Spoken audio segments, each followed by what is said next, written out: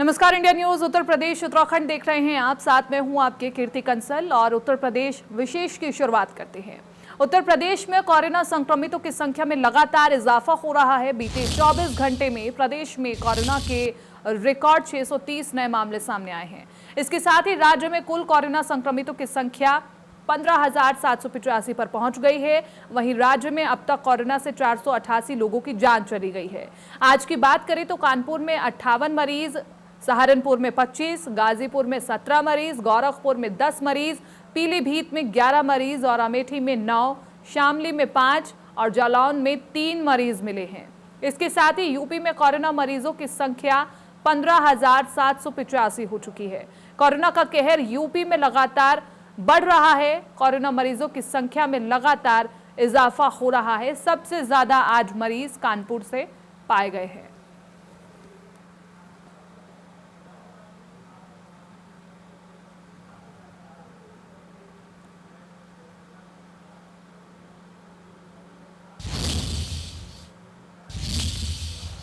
मेरठ और एनसीआर के जिलों में कोरोना संक्रमण के तेजी से फैलने और उससे हो रही लगातार मौतों का सिलसिला किसी से छिपा नहीं है। इसी को लेकर के गुरुवार को केंद्रीय गृह मंत्री ने मेरठ समेत एनसीआर के गाजियाबाद, नोएडा के साथ अन्य जिलों की समीक्षा बैठक की। गृह मंत्री की समीक्षा बैठक 11 बजे शुरू हुई, जिसमें कमिश्नर अनीता सी मेश्राम के अलावा DM Meerut Anil Dhingra, CMO Meerut doctor Rajkumar और एसएसपी अजय साहनी शामिल हुए। गृह मंत्री अमित शाह ने कहा कि मेरठ में हर हाल में संक्रमण रोकना चाहिए। संक्रमण नहीं रोकने की स्थिति में लापरवाह अधिकारी बर्दाश्त नहीं किए जाएंगे। उन्होंने कहा कि मेरठ में हो रही कोरोना से मौतें गंभीर बात है, ऐसा नहीं होना चाहिए। इसके लिए उन्होंने सीएमओ से जानकारी मांगी।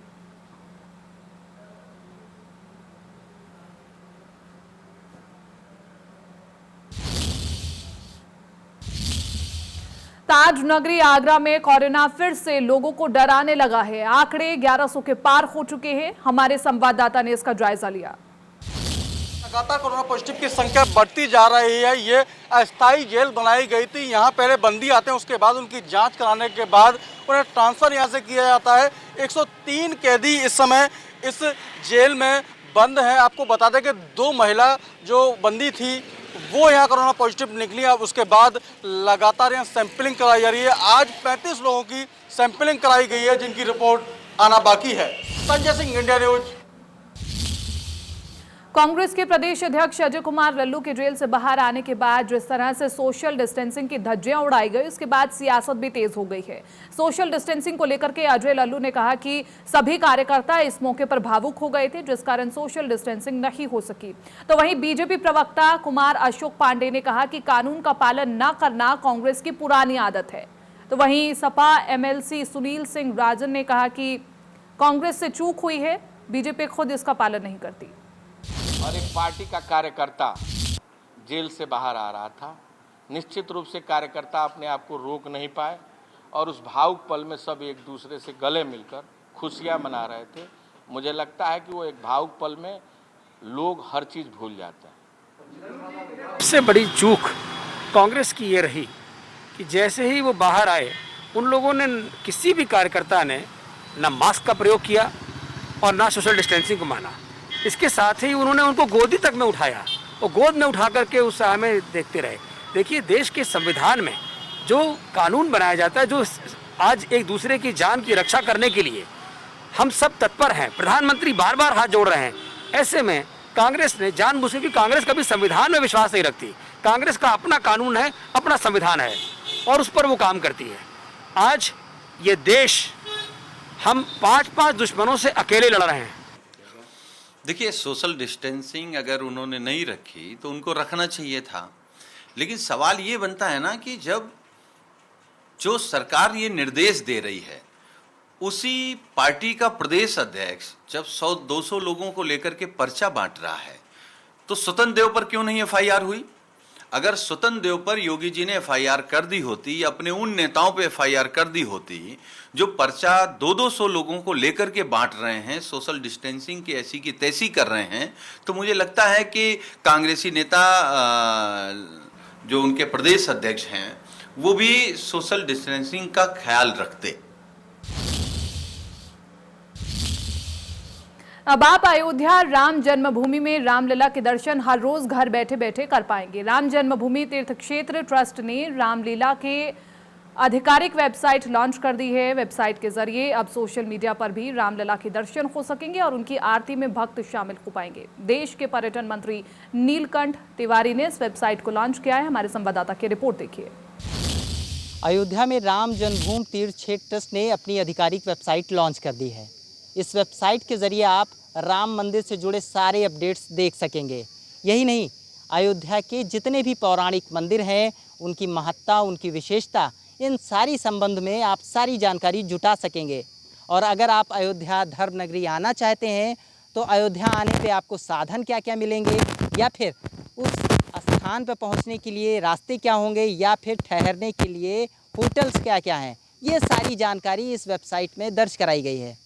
इससे पहले कहा यह भी जा रहा था कि वेबसाइट के ज़रिए ही लाइव आरती भी देखने को मिलेगी। तो ऐसे में ट्रस्ट ने साफ किया है कि आने वाले दिनों में भगवान श्री राम की राम मंदिर से ही, यानी उनके गर्भगृह से ही लाइव आरती इसी वेबसाइट के माध्यम से दर्शक देख सकेंगे। यानी जो करोड़ों करोड़ों राम भक्त हैं, वो अगर अयोध्या नहीं पहुंच सकते, आरती में शामिल नहीं हो सकते, तो वो अपने घर बैठकर ही आरती देख सकेंगे। और साथ ही अगर आप अयोध्या राम मंदिर निर्माण के विषय में या उसके संबंध में अगर मदद करना चाहते हैं, तब आप उस अकाउंट में पैसे भी डाल सकते हैं। यानी इसकी सुविधा भी है कि आप दान दे सकते हैं। और ऐसे में सबसे ख़ास बात यह है कि जो लोग तमाम तरीके से फ़र्जी अकाउंट चला रहे थे और उसके ज़रिए ट्रस्ट को तमाम तरीके से नुकसान पहुंच रहा था, तो अब ऐसे में लगाम लगेगी। आपको वेबसाइट के ज़रिए पता चल सकेगा कि कौन सा अकाउंट सही है और कौन सा अकाउंट जिसमें आपको पैसा जमा करना है वो रियल है। इन सारे विषय में सारी जानकारी अयोध्या की इस वेबसाइट में देखने को मिलेंगी। अबुल बशर। रामलला की आधिकारिक वेबसाइट लॉन्च होने के बाद रामलला के मुख्य पुजारी आचार्य सत्येंद्र दास ने क्या कुछ कहा, ये भी आपको सुनाते हैं। सुनकर के बहुत प्रसन्नता रही कि अब रामलला का आरती अयोध्या में होगी। ऑनलाइन और लोग सब देखेंगे और कि रामलला की आरती कैसे होती है, रामलला का स्तुति कैसे होती है, रामलला किस रूप में है और कितने प्रकार के उनके वस्त्र बदले जाते हैं, कैसे कैसे उसकी झांकी होती है, ये सारी जानकारी ये ऑनलाइन हो जाए तो बहुत अच्छी बात है। जैसा ट्रस्ट ने घोषणा किया है कि ऑनलाइन किया जाएगा, वो बहुत अच्छी है, बहुत अच्छी बात है और इसका हम स्वागत करते, सम्मान करते हैं। और यही नहीं, जो लोग सुनेंगे, भक्तगण देखेंगे, वो भी इसकी प्रशंसा करेंगे। तो ये बहुत अच्छी बात है जो ऑनलाइन भगवान रामलला की आरती की। चीन की गद्दारी और भारत के एक्शन पर कांग्रेस और बीजेपी आमने सामने आ गए हैं। राहुल गांधी ने आरोप लगाया है कि चीन सीमा पर जवानों को किसके आदेश से बिना हथियारों के भेजा गया। वहीं राहुल गांधी के इस बयान पर बीजेपी ने पलटवार किया है। बीजेपी ने आरोप लगाया कि कल साल 2008 में कांग्रेस पार्टी ने कैसे शी जिनपिंग से साथ करार किया था, कैसे दो देशों की सियासी पार्टियों ने करार कर लिया था। चीन के मुद्दे पर कांग्रेस बीजेपी अब आमने सामने हो गई है। भाई और बहनों, चीन ने हिंदुस्तान के शस्त्रहीन सैनिकों की हत्या करके एक बहुत बड़ा अपराध किया है। मैं पूछना चाहता हूं, इन वीरों को बिना हथियार खतरे की ओर किसने भेजा और क्यों भेजा? कौन जिम्मेदार है? धन्यवाद। आज पुनः आपने एक इररेस्पॉन्सिबल ट्वीट किया है। राहुल जी आज जानना चाहते थे कि why were our soldiers sent to the border unarmed. Rahul ji, आप में इतनी भी पेशेंस नहीं है, आप में इतना भी संयम नहीं है।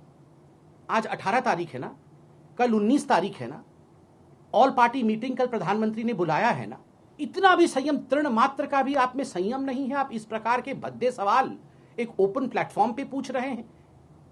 आप ये दिखाना चाहते हैं कि भारतवर्ष ने अपने सैनिकों को बिना किसी हथियार के मरने के लिए छोड़ दिया।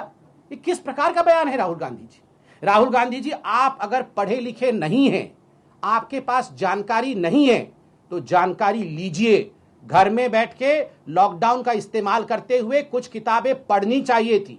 आपके समर्थित सरकारों के समय, आपके सरकारों के समय क्या क्या वार्ता हुए थे, किस किस प्रकार की संधियां हुई थी, क्या एग्रीमेंट्स हुए थे। 1993 का एग्रीमेंट चीन के साथ क्या था, 1996 का एग्रीमेंट चीन के साथ क्या था, 2013 का एग्रीमेंट चीन के साथ क्या था।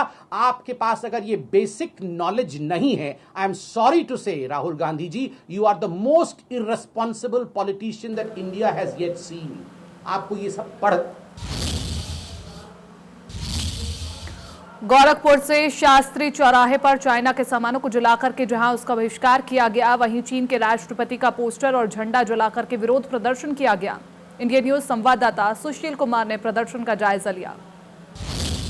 20 भारतीयों के मारे जाने के बाद अब पूरे भारत में उबाल आ गया है और हर एक भारतीय नागरिक के दिलों में चीन के खिलाफ नफरत उत्पन्न हो रही है। और आप देख सकते हैं पीछे जो तस्वीरें हैं कि किस तरीके से जितने भी ये सपाई हैं या जितने भी अन्य राजनीतिक दल हैं या आम इंसान हैं, वो चीन का विरोध कर रहे हैं और पूरे तरीके से प्रदर्शन कर रहे हैं। और पूरे तरीके से प्रदर्शन करने के दौरान आज ये अपने विरोध को जता रहे हैं और जितने भी चाइना के सामान हैं उसको जला रहे हैं, साथ ही पोस्टर जला करके चाइना के चीज़ों को जला करके आज ये विरोध प्रदर्शन कर रहे हैं। ये किस लिए विरोध प्रदर्शन कर रहे हैं, हम इनसे ही बात करते हैं। आप इधर आइए, आज आप किस चीज़ का विरोध कर रहे हैं, क्या कुछ आप लोगों ने जलाया है? आज समाजवादी पार्टी के कार्यकर्ताओं द्वारा शास्त्री चौराहे पर हमारे जवानों को जिस तरह 20 जवानों को शहीद किया गया है, उन्हें मारा गया है, आज उसी के विरोध में हम लोगों ने चाइना सामान को बहिष्कार करने के लिए कहा गया है अपने सरकार से। और उनके राष्ट्रपति जी का पोस्टर जलाने का काम किया गया है और उनके झंडा के भी जलाने का काम किया गया है। अगर वो आंख दिखाने का काम करेंगी तो हमारी भारत के एक एक नौजवान सड़क पर उतरकर उन्हें मुंहतोड़ जवाब देने का भी काम करेगी। ये बताइए कि कितना आक्रोश आप लोगों में नजर आ रहा है, सड़कों पे आप लोगों ने अभी क्या किया है और आने वाले दिनों में क्या लग रहा है कि क्या स्थिति होने वाली है? देश की स्थिति इस समय बहुत खराब है। जो चाइना के राष्ट्रपति हैं उन्होंने अभी फिलहाल मोदी से मुलाकात की थी, प्रधानमंत्री जी से, लेकिन उसका कोई निष्कर्ष नहीं निकला। आज आए दिन चाइना वाले हमारे देश को कब्जा करते जा रहे हैं और कोई सुनवाई नहीं हो रही। रक्षा मंत्री से लेकर गृह मंत्री तक सब आग लेके बैठे हुए हैं। और इसी सिलसिले में आज हम लोग यहाँ पे चाइना के प्रोडक्ट का बहिष्कार करते हुए तिरस्कार किया गया और उसको अग्नि के सामने दिए दफन किया। क्या लग रहा है कि अभी स्थिति कब तक काबू पाएगी या फिर आगे और आप लोग की जो अलग पार्टियां, अलग अलग जो राजनीतिक पार्टियां, वो किस तरह का स्टैंड लेंगी? इस समय पार्टियां हमारी बहुत तेज चल रही हैं। हमारे राष्ट्रीय अध्यक्ष जी का टोटल डेली जो है ट्विटर पे निर्देश भी है और सरकार को उनको समझाने की कोशिश भी की जा रही है कि जल्दी से जल्दी कोई निस्तारण किया जाए। चाइना आखिर में हमेशा अपने भारत के तो क्या इस देश के लेकर के आप लोग देश के प्रधानमंत्री नरेंद्र मोदी के साथ हैं? हम लोग नरेंद्र मोदी के साथ हैं। हम लोग चाहते हैं कि वो जल्दी से जल्दी उसका निस्तारण करें। जो हमारे 20 जवान शहीद हुए हैं उसके लिए आखिर में उनको कुछ ना कुछ आगे कदम उठाना चाहिए। इसी वजह से देश और भारतीय मूल के जितने भी निवासी हैं उनका समर्थन किया, उनका जन समर्थन किया है, उसको उनका फल देना चाहिए। यानी बिल्कुल जिस तरीके से आज पूरा देश जो है आक्रोश में है और कहीं ना कहीं चाहे राजनीतिक दल हो या आम इंसान हो, पूरी तरीके से वो एक हो गए हैं और उनका मानना है कि देश के प्रधानमंत्री नरेंद्र मोदी के साथ कदम से कदम मिला के खड़े हैं। लेकिन कहीं ना कहीं इस पूरे हमले का चाइना को पूरी तरीके से जवाब देना होगा। Sushil Kumar, India news. गाजियाबाद में मोबाइल का करीब 35 करोड़ का कारोबार होता है, जिसमें से 80% मोबाइल फोन चाइना कंपनियों के होते हैं। आज व्यापारियों ने पूरी तरह से चाइना के मोबाइल फोन और अन्य सामान का बहिष्कार कर दिया है। राजनगर इलाके में व्यापारियों ने चाइना का पुतला फूंका और उसके साथ साथ यहां पर चाइना से जुड़ी कंपनियों के मोबाइल फोन भी डिस्ट्रॉय कर दिए।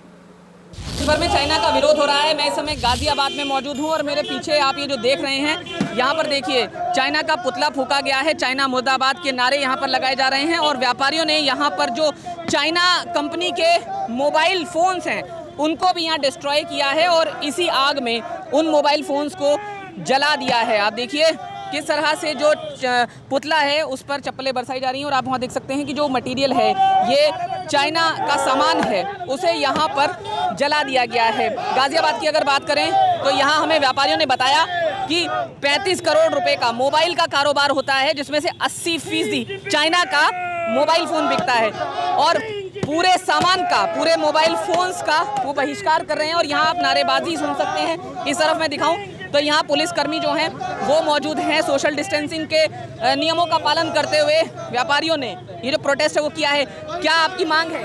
मांग हमारी ये है मोदी जी से कि भारतीय उत्पाद को बढ़ोतरी दें और टैक्स फ्री करके इनका उत्पादक बढ़ाएं। इंडियन मोबाइल का जी कितना कारोबार होता है गाजियाबाद के? गाजियाबाद में 35 करोड़ का कारोबार होता है, जिसमें से 80% माल इन्हीं का बिकता है। क्या आप चाइना का मोबाइल अब बिल्कुल नहीं बेचेंगे? चाइना का मोबाइल अब बिल्कुल नहीं बेचेंगे और ग्राहकों को जागरूक करेंगे कि भारतीय उत्पादक को खरीदें और चाइना का मोबाइल MI, एप्पल, वीवो कोई ना खरीदे। जी तो आप सुन सकते हैं कि चाइना का पूरी तरह से बहिष्कार किया है। यहाँ पर एक महंत भी मौजूद है। महंत जी, परिचय आपका जानना चाहेंगे, आप यहाँ पहुँचे हैं, क्या मांग? हमारे साथ बहुत बड़ा धोखा करा है चाइना ने। इस समय पूरी दुनिया कोरोना से लड़ रही है और चाइना ने जो है हमारे देश के नौजवानों में इस समय गुस्सा उबाल पर है और हम अपनी भारत सरकार से प्रार्थना करते हैं कि ये हमारे पास बहुत अच्छा मौका है। इस समय हम कैलाश मानसरोवर पर कब्जा कर सकते हैं और अपने सैनिकों की शहादत को हम उसका बदला ले सकते हैं। आज यहाँ ये जो आंदोलन हुआ, हम पूरे देश में घूम रहे हैं भाई, ये हमारे पास एक अच्छा अवसर है। जैसे मोदी जी कह रहे हैं कि अच्छा अवसर है, यही अवसर है कि हम चाइना को मुंह तोड़ जवाब दे सकते हैं। तो चाइना को मुंह तोड़ जवाब देना है, ये बात यहाँ पर वो लोग कह रहे हैं, व्यापारी कह रहे हैं। और महंत को आपने सुना कि वो क्या कह रहे थे कि जो शहादत हुई है भारतीय सैनिकों की, उसका बदला लेना ज़रूरी है और वो बदला इसी तरह से लिया जाएगा कि चाइना का पूरा विरोध किया जाएगा। और वो विरोध प्रदर्शन आपके सामने है। देश भर से यही तमाम तस्वीरें जो हैं वो लगातार सामने आ रही हैं। गाजियाबाद से जतिन गोस्वामी, इंडिया न्यूज़। मऊ जिले में आरोग्य सेतु ऐप ने जैसे ही अलर्ट जारी किया, उसी के अनुसार प्रशासन ने 26 कोरोना वायरस के संदिग्धों की सूची निकाल ली। साथ ही सूची में शामिल हर व्यक्ति तक मेडिकल टीमों को पहुंचाने और उनसे नमूने लेकर जांच के लिए भेजे जाने की तैयारी तुरंत की गई। 13 मेडिकल टीमों के माध्यम से शहर के 2 हॉटस्पॉट यानी फतिमा और हट्टी मदारी के 472 घरों के 2434 व्यक्तियों की मेडिकल स्क्रीनिंग की गई। इनमें सभी स्वस्थ पाए गए हैं। डीएम ने जानकारी देते हुए बताया कि आरोग्य सेतु ऐप के माध्यम से जिन 26 लोगों की सूची मिली है, उनकी जांच के लिए मेडिकल टीमों को अलर्ट कर दिया गया है।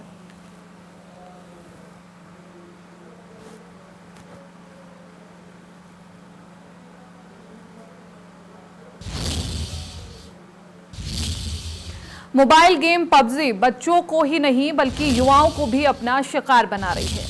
कानपुर में पबजी टास्क पूरा न होने पर एक युवक ने फांसी लगाकर के आत्महत्या कर ली। फंदे पर युवक को लटकता देख परिजनों ने कंट्रोल रूम फोन कर पुलिस को सूचना दी। मौके पर पहुंची पुलिस ने शव को पोस्टमार्टम के लिए भेज दिया। घटना कल्याणपुर थाना क्षेत्र के अशोकनगर खलवा की है। पबजी ने एक युवक की जान ले ली।